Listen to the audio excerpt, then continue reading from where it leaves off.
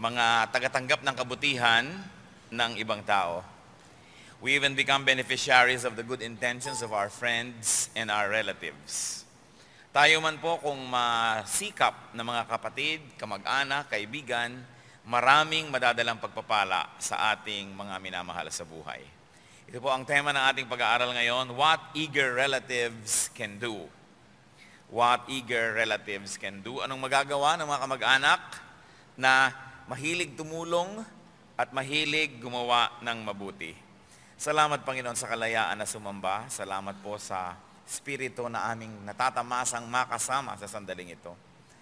Salamat sa pagpapatawad mo sa aming mga kasalanan, pagpapagaan sa aming mga kabigatan. Salamat Panginoon sa paglilinis mo sa aming kasalanan.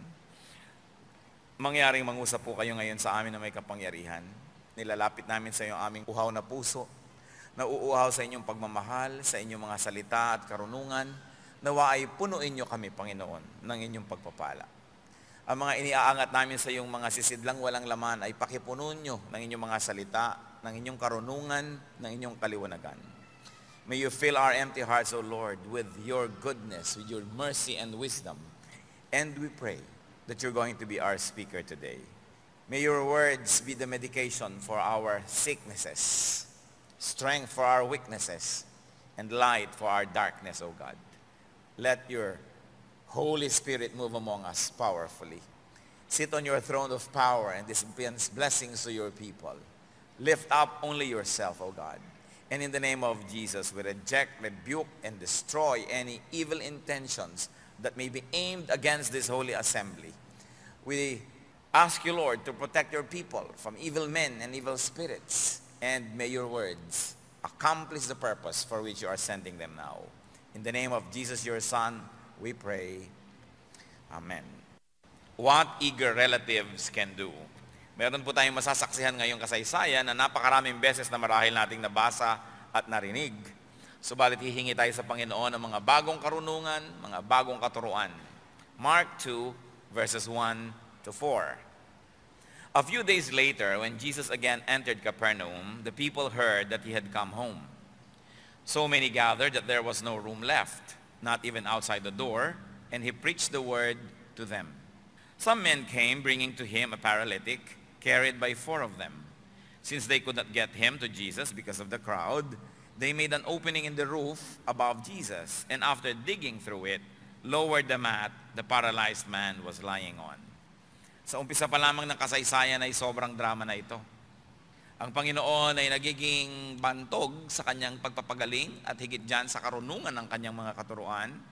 Kaya nag-uumpisa na ang mga tao na mabighani sa kanya at sila ay parang mga namamagnetize na lumalapit kung nasa naman ang Panginoon. Kung kaya't nang siya umuwi sa kanyang sariling bayan ay nagkagulo at napakaraming mga tagarot, mga taga-ibang bayan pa ang dumating, na puno na ang bahay, pati ang solar na kinasisidlan, ang kapaligiran na puno na ng tao at wala nang masiksikan pa ang sino mang gustong pumunta ron. Sabi nga ng matatanda, di mahulog ang karayom, ang dami ng tao. Problema ngayon ng isang pangkat ang kanilang pasyente. Merong mga tao na bit ang isang higaan para marahil itong stretcher at na may banig doon at merong nakaratay sa banig na yon, isang paralitiko. At dahil hindi na sila makalapit sa Panginoon, dumaan sila sa bubong, umakyat sila ng bubong, kinutkot nila ang bubong at mula sa butas na nalikha mula sa bubong ay doon ngayon inius-us pababa ang pasyente right in front of the Lord. Talagang napaka-colorful ng kasaysayan. Sapagkat ito'y pwedeng-pwede, ang mga bahay po sa Israel, tulad ng maraming bahay sa Middle East, ay hindi tulad ng mga bubong natin na para mga pyramid ang bubong natin na mahuhulog kapag tumungtong ka.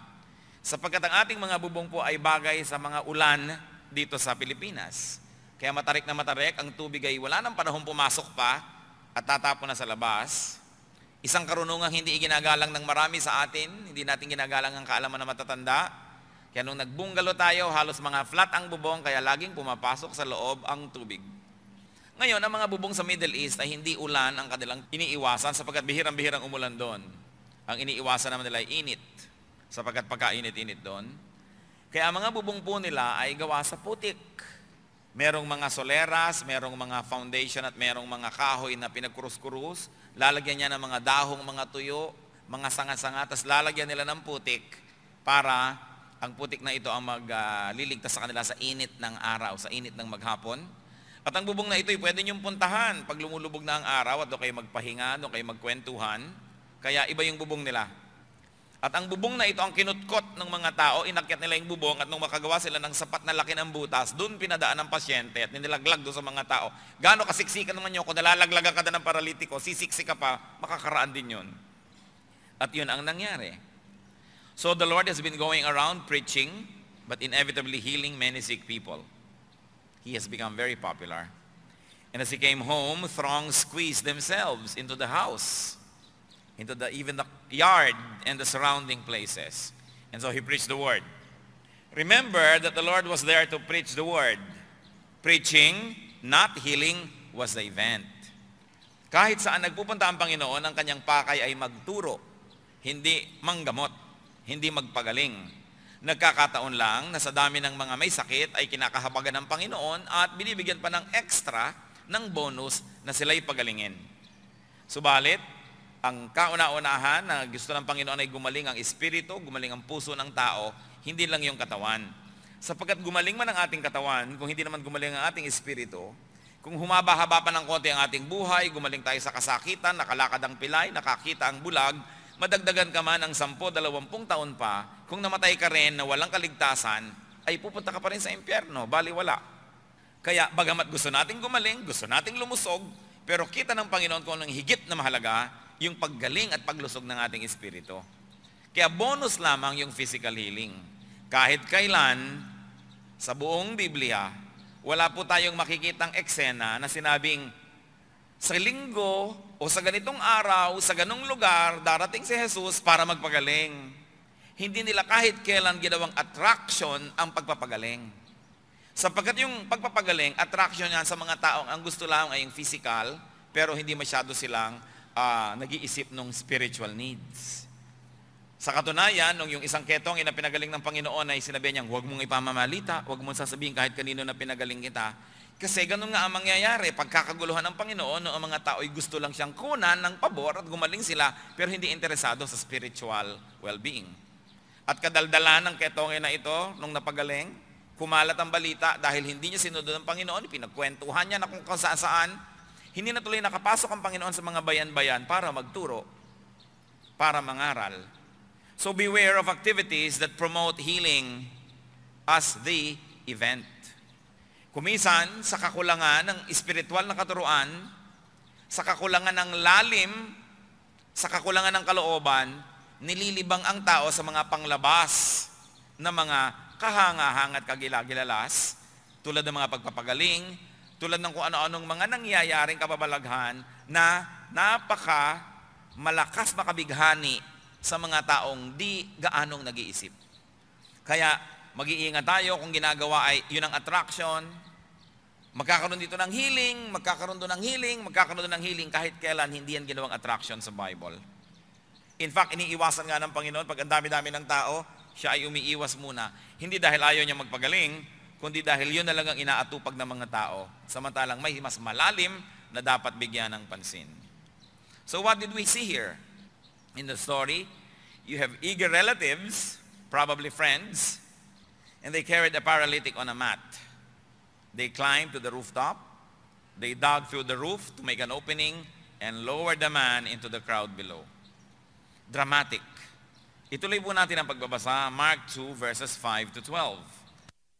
When Jesus saw their faith, he said to the paralytic, "Son, your sins are forgiven." Now some teachers of the law were sitting there, thinking to themselves, "Why does this fellow talk like that? He's blaspheming. Who can forgive sins but God alone?" Kagulat-gulat na nung makita ng Panginoon ang pananalig ng mga nagbubuhat, sinabi niya dun sa binubuhat, "Anak, pinatatawad na ang kasalanan mo." Nakita niyo po ang nagagawa ng mga kamag-anak, ng mga kaibigan na naniniwala sa Panginoon, sa kanilang paniniwala, na nagkakaroon ng aksyon na dinadala nila yung tao sa Panginoon, yung dinadala nila nagkakaroon ng benepisyo. Kaya napakahalaga na maging masipag tayo to be eager relatives. Tingnan ninyo yung grammatical structure. When Jesus saw their faith, plural, no? Pananalig nung mga nagbibitbit, He said to the paralytic, "Son, your sins are forgiven." Hindi ang pinatawad ay yung mga may bitbit, kundi yung dinadala, samantalang plural yung their faith. Hindi lang faith noong taong pasyente, bagamat palagay ko, meron di siyang panalangin, dapat naman, at pananalig. Kung hindi, di sana'y di na siya sumang-ayon na dalhin siya doon. Pero pananalig ng lahat ang naka-impress sa Panginoon at ang nagbenepisyo yung buhat-buhat na tao. Ngayon, siksikang-siksika na nga, sayang ang lugar. May mga tao palang usi lamang, nandun lang, pero walang pananalig. Yun naman itong mga teachers of the law. Habang sinabi ng Panginoon, "Anak, pinatatawad ang iyong kasalanan," sila nag-iisip, "Aba, anong uri na naman ng kalokohan nito? Bakit nagpapatawad dito ng kasalanan? Diyos lang ang nakakagawa niyan." Kahit hindi nila sinasabi, nababasa naman ng Panginoon, iniisip nila. Verse 8, "Immediately Jesus knew in His spirit that this was what they were thinking in their hearts. And He said to them, 'Why are you thinking these things? Which is easier, to say to the paralytic, your sins are forgiven? Or to say, get up, take your mat, and walk? But that you may know that the Son of Man has authority on earth to forgive sins,' He said to the paralytic, 'I tell you, get up, take your mat, and go home.' He got up, took his mat, and walked out in full view of them all. This amazed everyone that they praised God, saying, 'We have never seen anything like this.'" Kagulat-gulat. Sayang yung lugar, ang naupo lang pala doon o tumindig doon, hindi naman nananalig, nakapagpasikip lang sila. So, going back to the story, the Lord was touched by their faith. This is the faith of the relatives, the faith of the friends, the faith of the mat bearers. Plus, I believe, the faith of the paralytic himself. But it was not just the sole faith of the patient that mattered, but the faith of those who brought him there. And so the Lord granted forgiveness of sins to the patient.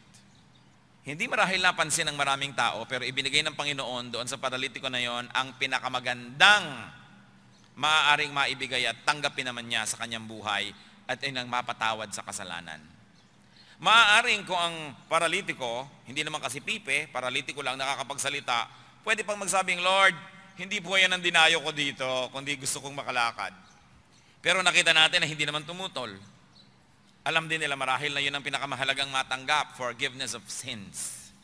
Kahit sino po na anak ng Diyos, gawain ng Panginoon, kung pupunta sa lugar-lugar, bayan-bayan, ang uunahin magturo ng kaligtasan, magturo ng kapatawaran, magturo na ang tao'y malinis ng dugo ni Kristo. Hindi uunahin muna yung healing. Tingnan nyo, hindi ito inuna.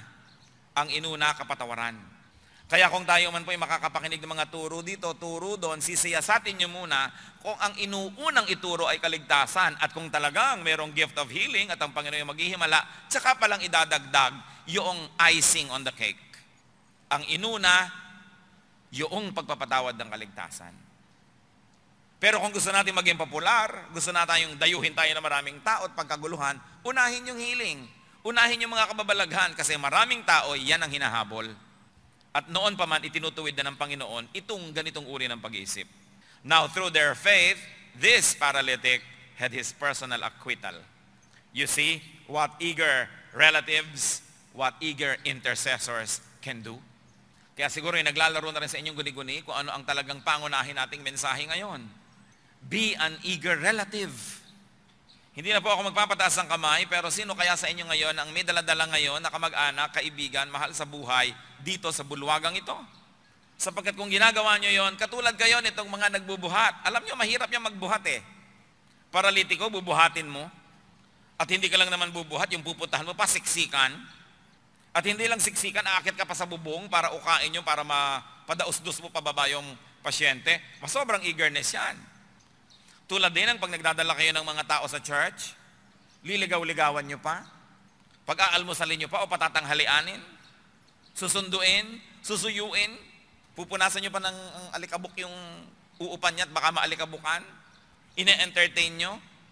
Ganun talaga ang nagmamahal sa tao eh. Pero nakita nyo, dahil minahal nila at binuhat nila patungo sa tama, nung umuwi na, naglalakad na yung tao at napakagaling talaga ng Panginoon, siya pa ang pinagbuhat ng kanyang higaan. Alangan namang hindi na siya lumpo, yung pang-apat na namang nagbuhat ang magbubuhat. So nakikita po natin yung life cycle ng mga nahihipo ng Panginoon. Una, tayo'y pakainin, tayo'y tinutulungan, sinusuyo, nililigawan, sinusundo. Pero pagdating ng araw at natanggap na natin ang pagpapatawad ng Panginoon at natanggap na natin ang kanyang kapangyarihan, tayo na magbubuhat ng ating hinigan. Tayo na ngayon ay katulong sa team at maaring bukas, kayo naman ang nagbibitbit ng iba, patungo na naman sa Panginoon.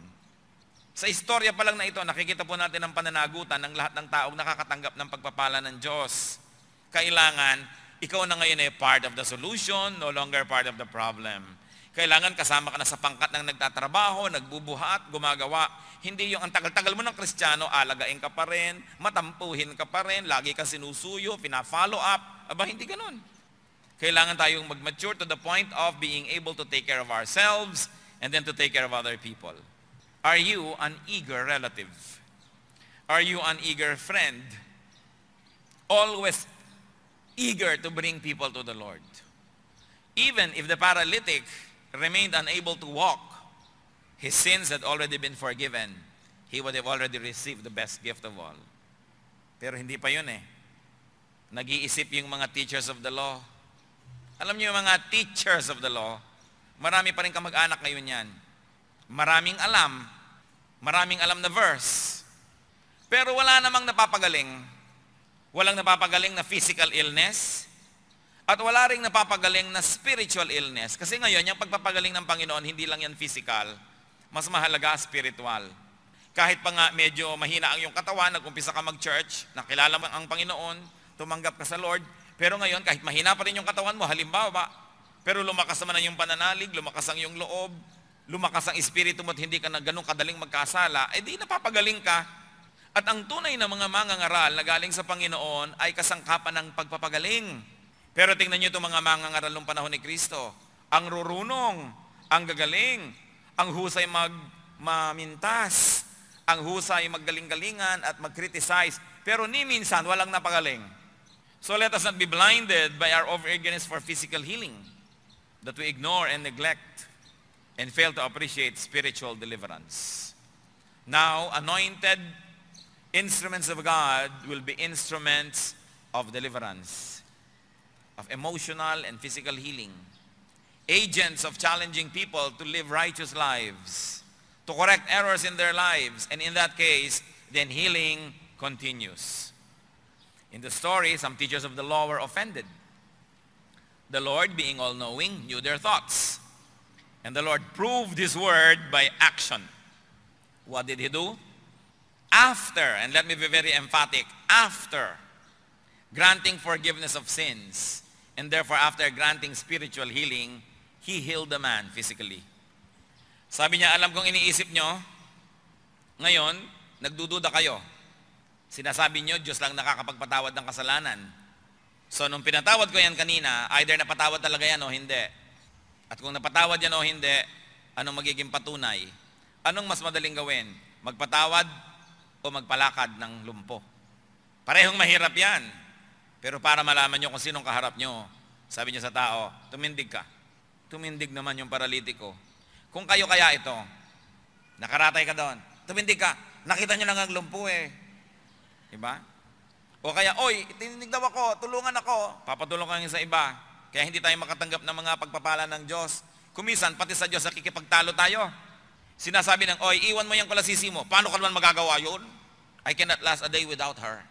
Sinasabi ng iwan mo, ay mapasundin, kaya hindi mo tuloy magawa. Sinasabi ng talikuran mo yung mga bisyo mo, kung hindi ko po magagawa. Kaya hindi nga nagagawa, kasi nakikipagtalo ka sa Diyos. Ngayon, itong paralitiko, sabi, tumindig ka. Tumindig talaga. Buhatin mo yung higaan mo. Hindi siya nagpatulong sa, huy, higaan ko daw, buhatin na. Kinuha niya, sumunod, o uwi na, umuwi. Gaano karami pong kakayahang tumindig at magbuhat ng kung ano-ano ang di natin nararanasan dahil nakikipagtalo tayo sa Diyos. Dahil hindi tayo nananalig. Kaya alam natin ngayon na yung plural, yung their faith, kasama itong paralitiko eh. Kasi nung pinatayo, tumayo eh. So kasama siya sa mga nananalig. Pero kahit anong pananalig niya, makakarating ba siya doon kundi siya binuhat ng mga nananalig din? Kaya tulungan. So the man stood up and walked. And the words of Jesus saying, "You are forgiven," were proven. Because words must be backed up by action. Ang tunay na salitang makapangyarihan, ang tunay na salitang nagmumula sa Diyos, may bunga. Makikinig ka ng salita ng Diyos na namumutawi sa labi ng kanyang mga ginagamit na instrumento, ikaw na magsasabi sa sarili mong may bunga. Nobody has to tell you. Alam mo, naku, tinamaan ako. Ay, aray, ay, tinamaan ako. Alam mo, may bunga. Kaya uuwi kang gumagapang, duguan, puro mga pasa-pasa, tapos sabi mo pa, praise the Lord. Kasi tayo naman mga anak ng Diyos, pag nagkakamali, inaasahan naman talaga natin, medyo makakatanggap-tanggap tayo ng mga palo. So pagka hindi ka napapalo, nag-uunsipisa ka na magtaka, ano kaya ako ng Diyos, ba't hindi yata ako napapalo? Kaya yung mga napapalo, nagpapasalamat kahit na masakit, kasi napapatunayan nilang anak sila ng Diyos. At napapatunayan nila, yung pinakikinggan nila ay ginagamit nga dahil sa pamamagitan ng mga nagmutawing salita doon, ay nakakausap ang ating espiritu ng Diyos. Ang mga tunay na lingkod ng Diyos na ginagamit niya, may kapangyarihan.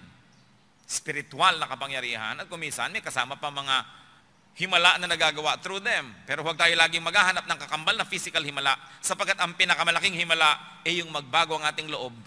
Yun ang pinakamalaking himala. At kung nagbabago ang ating loob, naantig ang ating damdamin.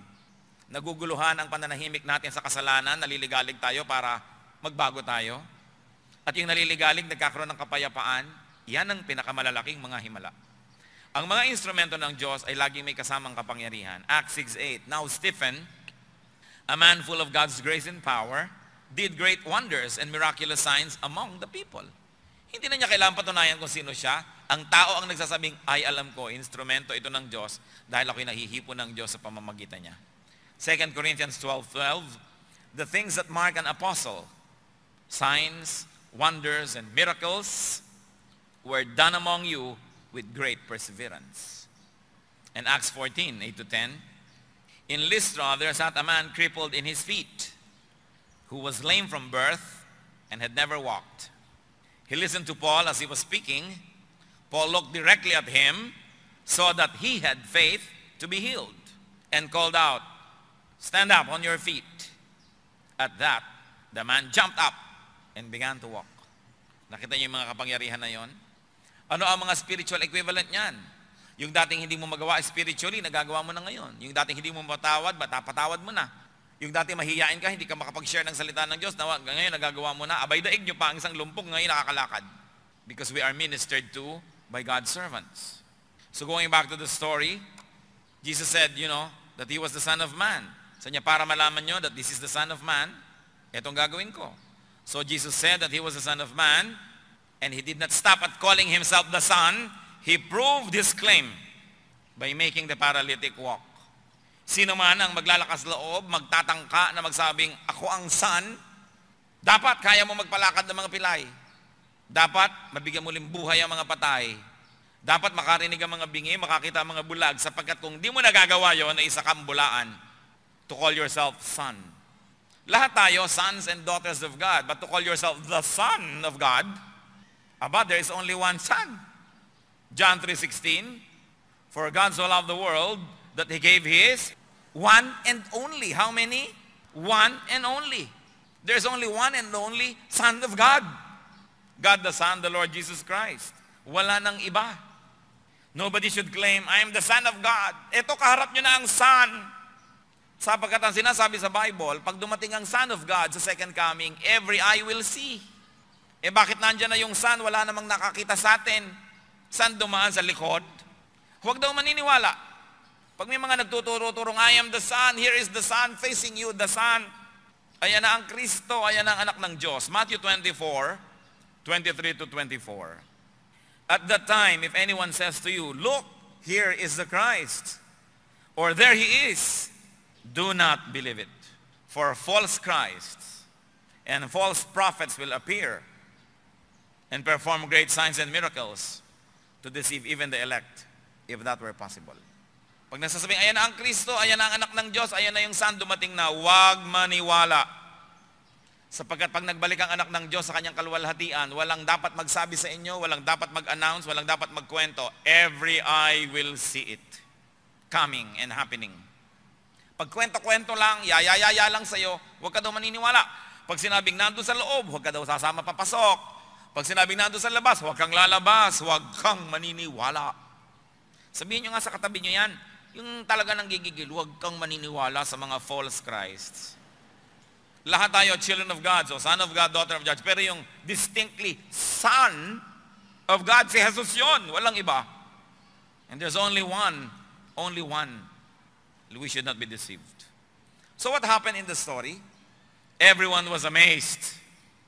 Everyone exclaimed, and interestingly admitted that they haven't seen anything like it.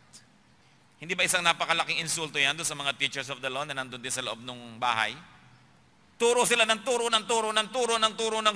Ang galing-galing nilang magsalita, ang galing-galing nilang humusga, ang galing-galing nila sa mga kasuotan at mga arte at ritual. Pero sabi ng mga tao, ngayon lang tayo nakakita ng ganyan Tagal-tagal na natin Christian, tagal-tagal na natin nag-church, at tagal-tagal na natin nagba-Bible. Bakit ngayon lang tayo tinablan? Bakit ngayon lang parang may kahulugan, ngayon lang may power? So insulto doon sa mga dati nagtuturo na wala namang nangyari sa tinuturuan, walang naranasan. So, one sad fact that we can see here was that the people were so used to powerless teachings, to powerless teachers, that words and healing power together amazed them. Sanay na sanay nila sila na merong religious talk, pero walang bunga. Nakakita ngayon sila ng may talk backed up by action and by results. Nagulat sila, bihirang mangyari yun, sabi nila. Na may katuruan, tapos may nangyayari talaga. The people of God must expect nothing less than miracles whenever they encounter the Spirit of God. Whenever they hear the Word of God preached or sang, dapat may nangyayaring himala. May mga nakakalakad na pilay, may nakakakitang bulag, kahit hindi physically, spiritually. Kasama yon because the Word of God will always be powerful. Nakakalungkot na ang dami-dami mga religious events, sayang lang. Ang dami mo na pag-aralan, ang dami mong narinig, pero wala ring talab, walang kapangyarihan. Matthew 10:7-8. Isang pagpapakita ng kapangyarihan ng salita ng Diyos. As you go, preach this message. The kingdom of heaven is near. And then after preaching, anong gagawin? Heal the sick, raise the dead, cleanse those who have leprosy, drive out demons. Ibig sabihin, kung talagang totoo ka nag-preach, may mangyayari, may gagaling, may babangon, may malilinis, may mapapalaya mula sa impluensya at presensya ng masasamang espiritu. Pero anong inuna? Preach this message. Laging preaching ang una. Hindi pwedeng healing lang. Panglilibang lang yon kung healing lamang. Matapos yung mag-uwian, nasagasaan ka ng pison, namatay ka, nagpunta ka rin sa impyerno, bakit ka pa nakalakad? Sayang ang lahat. So the man's paralysis was healed. The man's sins were forgiven because of their relative's faith. Sarap isipin. Meron palang mangyayari sa ating mga kamag-anak, sa ating mga mahal sa buhay, kung tayo masigasig na magdala sa kanila sa Panginoon. Meron naman si Jairus, ang kanyang munting anak na dalagita ay naghihingalo, nagmakaawa sa Panginoon na sumama sa bahay nila sapagkat hindi niya madala ang batang may sakit. Habang ang Panginoon naman ay pinagbibigyan siya at naglalakad na sila patungo sa bahay, mayroong mga sumalubong na mga taga roon sa bahay na yon, sabi, huwag nang abalahin ng maestro, patay na ang bata, useless. Ibig sabihin, ayaw nila ang Panginoon pumunta sa bahay nila. Bagamat totoo, namatay yung bata. Pero sabi naman ni Lord, huwag kang mag-atubili. Only believe. Pagdating nila doon sa bahay, inambutan nila, nagngangal-ngalan yung mga tao, nag-iiyakan. Sabi ng Panginoon, huwag kayong mag-iiyakan, tulog lang ang bata. Pinagtawanan siya bigla. So hindi totoo yung iyakan dahil kaya mo bang umiiyak, bigla kang tatawa kung talaga nalulungkot ka? Pero ang nangyari doon, pinabangon ng Panginoon ang bata at nabuhay. Ano lamang ang gusto nating sabihin tungkol dito? Pwedeng tulad ng mga kamag-anak ng paralitiko, dalhin nyo ang inyong kamag-anak kay Lord o dalhin nyo si Lord sa bahay nyo.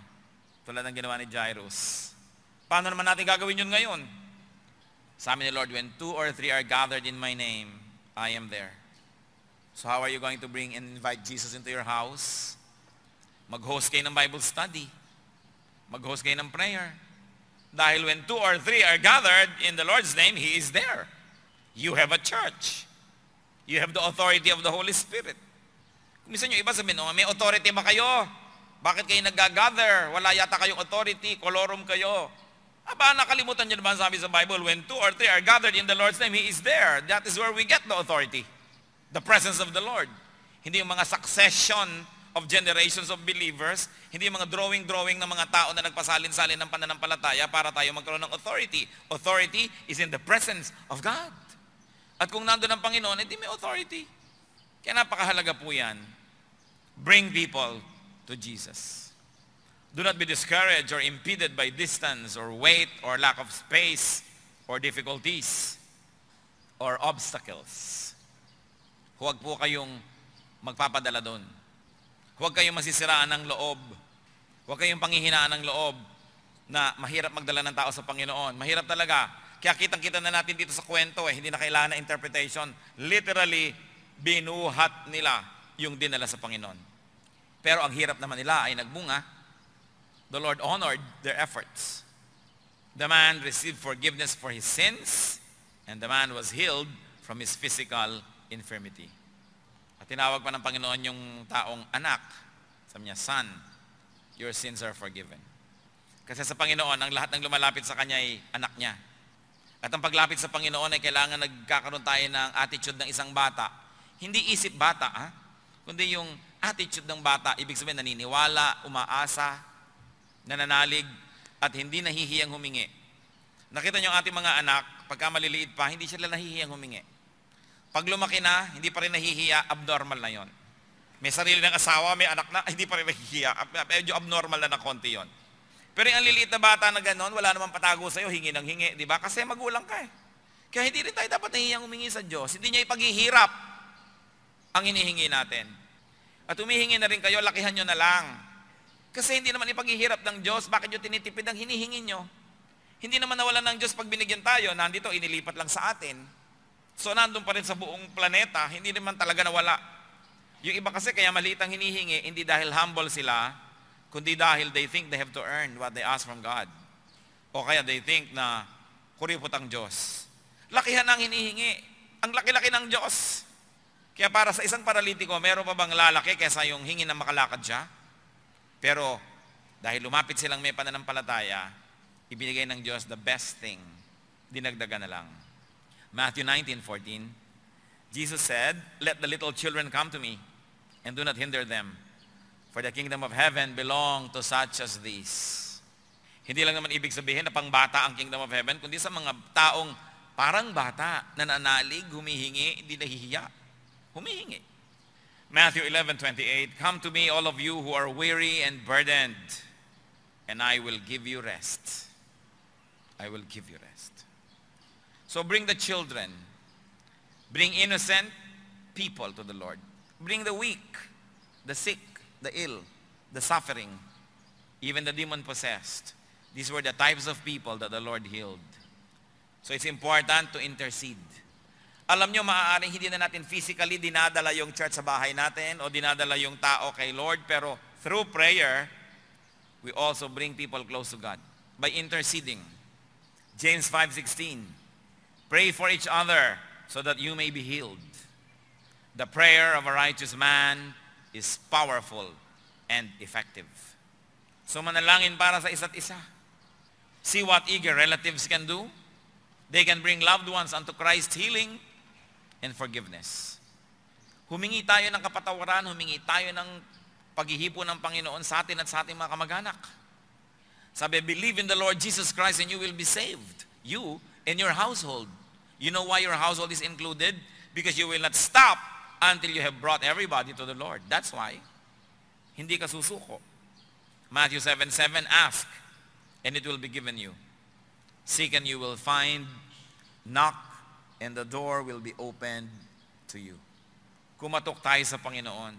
Hingin natin ang kaligtasan ng mga mahal natin sa buhay. Hingin natin ang kanilang kagalingan at ikagagaling sapagkat mas mabait ang Diyos kesa sa atin. Kung gusto nating mapabuti ang ating mga mahal sa buhay, higit lalong gusto yun ng Diyos. Kumisan, kaya lang nga hindi nangyayari, yun mismo mahal natin sa buhay ang tumatanggi sa pagpapala ng Diyos. Siya ang umiiwas. At kung ganon, ang pwede lang natin gawin, ilapit ng ilapit ng ilapit at ipanalangin na dumating ang panahon na magbukas siya ng puso sa Panginoon. Hindi masamang manalangin para sa mabubuti at magagandang bagay. John 6:37, all that the Father gives me will come to me. At anong pangako ng Panginoong Jesus? And whoever comes to me, I will never drive away. Hindi ko tatanggihan, hindi ko pagsasara ng pinto ang sino mang lumalapit sa akin. So kung ang kamag-anak nyo ayaw lumapit, ilapit nyo. Iniutos sa atin eh. Pray one for another. Intercede for one another. At hindi maaaring hindi mabagbag ng kapangyarihan ang panalangin ang kung minsan ay mga matitigas nilang loob. Huwag tayong magsawa. Magpakita ng mabuti, maging magandang patotoo, at hindi magkakabisala na ang kabutihan ng Panginoon mararanasan ng mga mahal natin sa buhay. Meron ba kayo ng mga paralitiko sa inyong bahay? Maaring physical, panalangin. Subalit higit dyan yung mga spiritual. Ano po ba ang kapansanan ng paralitiko? Hindi siya makapunta sa pupuntahan niya dapat, hindi siya makatayo, hindi siya makalakad. Maraming tao, emotionally and spiritually paralyzed. Hindi magawa ang dapat gawin, hindi matanggal ang dapat tanggaling kasalanan, hindi magawa ang mabuting dapat na ginagawa. Walang kakayahan, hindi makatayo, maraming tao paralitiko. Ilapit niyo sa Panginoon. At kung tayo yung merong certain types of paralysis o kaya ay seasonal paralysis, kung minsan kayang-kaya natin maging mabuti, may mga panahon naman na talunan. Di tayo din ay lumapit sa Panginoon. Panginoong Diyos, salamat po sapagkat kayo makapangyarihan. Salamat po sapagkat kayo ay mabuti. Salamat po sapagkat kayo nagwagi na maging sa kamatayan. Turuan niyo po kami na lumapit sa inyo para sa mga sarili naming kahina at kapansanan. At higit dyan, ituro mo sa aming may pananagutan kami sa aming kapwa, lalong-lalo sa aming mga kasambahay, sa aming mga malapit ang loob, sa mga kamag-anak at kaibigan, maging sa mga estranghero sa aming buhay may pananagutan kami. Salamat, Panginoon, sa bawat isa ritong ginagamit mo upang magdala ng mga paralitiko sa iyong paanan. Patuloy mo silang palakasin, patuloy mo sila, Panginoong, bigyan ng pag-asa at kapangyarihan. At pagpalain mo ang mga taong dinadala nila sa iyo, Panginoon. Salamat sa mga nagdala sa amin sa inyo, O God. Thank you that there are people that have been instrumental in our salvation. People who were instrumental in our enlightenment. Nahango nyo kami sa dilim. Nahango nyo kami sa mga putik na ginugulungan namin sa karumihan. Salamat sa mga taong naging kasangkapan. Ngayon, Panginoon, inihahain namin ang aming sarili na kami mismo, lalong dibdibin ang aming tungkulin na dalhin ang mga tao sa inyo. Nadalhin kayo sa aming mga tahanan, mga tanggapan, pagawaan, sa aming mga komunidad. Makita nyo nawa kami, Panginoong, matapat. Salamat po sa inyong kabutihan sa amin. Mga kapatid, nais kong manalangin ang bawat isa sa katahimikan. Ipanalangin nyo ang mga mahal nyo sa buhay na kailangang pang madala sa Panginoon. Ipanalangin nyo sila ngayon. At mananalangin tayong bigyan kayo ng Panginoon ng kapangyarihan, ng kakayahan na maging kasangkapan. Dahil sa inyong pananalig, ang mga mahal nyo sa buhay ay magkakaroon ng pag-asa. Magkakaroon ng liwanag. Ipanalangin nyo sila by name sa sandaling ito.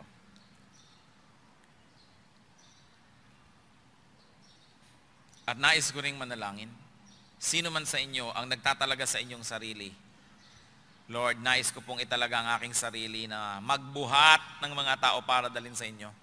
Tumulong magkaibuhat. Nais ko po na magamit nyo ako sa pagdadala ng mga tao sa inyong paanan.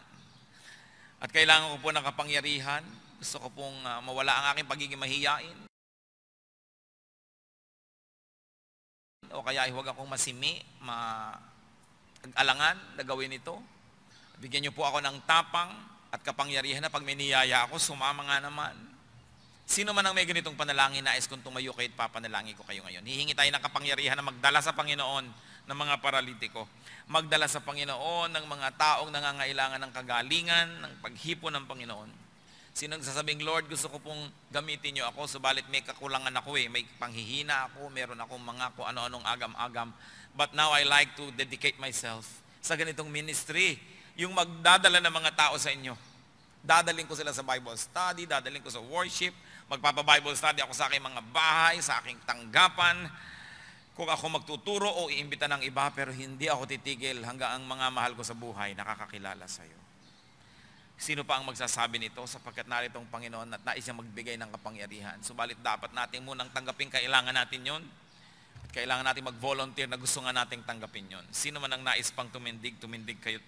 Narito ang Panginoon, pangako niyang didinggin. Sabi niya, ask and it will be given you. So I dare you to ask God now. Kung anong gusto niyong hilingin sa Kanya, tapang, runong, galing magsalita, gusto niyong humingi ng memory para matatandaan niyo yung mga verses na gusto niyong i-quote. Gusto niyo na yung mga taong medyo nag-aalangan kayo na parang superior to you, ay huwag kayong masimi at madala niyo sa Panginoon. The Lord is King of all kings, God of all gods. He is supreme and above all. Panginoon, masdan niyo po ang mga tumatayo sa iyong harapan. Mga babae at lalaki na gustong magkaroon ng kabuluhan ng buhay. Tulad ng mga nagbitbit doon sa paralitikong ni hindi man lang nabanggit ang pangalan, they passed into oblivion. They passed into forgetting. But Lord, we remember them and we memorialize their ministry sa pamamagitan ng pag-aalay ng aming sarili para maging tulad nila kami. Gustong-gusto namin, Panginoon, maging katulad ng mga nagbuhat ni hindi nabanggit ang pangalan, pero sila talaga ang ginamit nyo para makarating sa inyo ang paralitiko. Lahat ng tumitindig ngayon, Panginoon, nais magpagamit sa inyo, humihingi ng kapunuan sa mga kakulangan, buksan nyo, Panginoon, ang bintana ng langit. At pag umapawin ninyo at paagusin sa lahat ang inyong kapangyarihan, ang inyong pagpapala, ang inyong bendisyon. At nawa maggamit mo ang mga taong itong tumitindig sa iyong harapan ng may kapangyarihan. Gamitin mo sila, Panginoon, na tungtungan ng iyong paa upang maitaas ka namin dito sa lupa.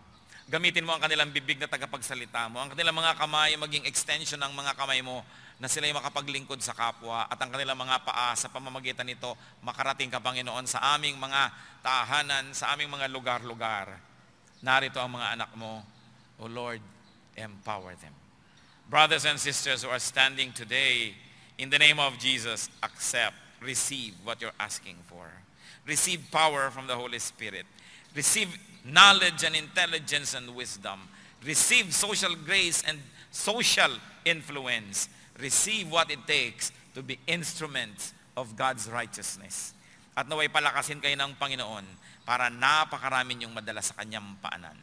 Salamat po, Panginoon, sa pagdinig mo sa dalangin ito. Salamat sa pagtawag mo sa pagkarami-raming taong ito na magdadala sa iyo at magdadala sa mga tao patungo sa iyo. Salamat po, Panginoon. Empower them with your Holy Spirit. Tayo po'y manatiling matahimik, magsiupo na po ang mga kapatid at patuloy na manalangin.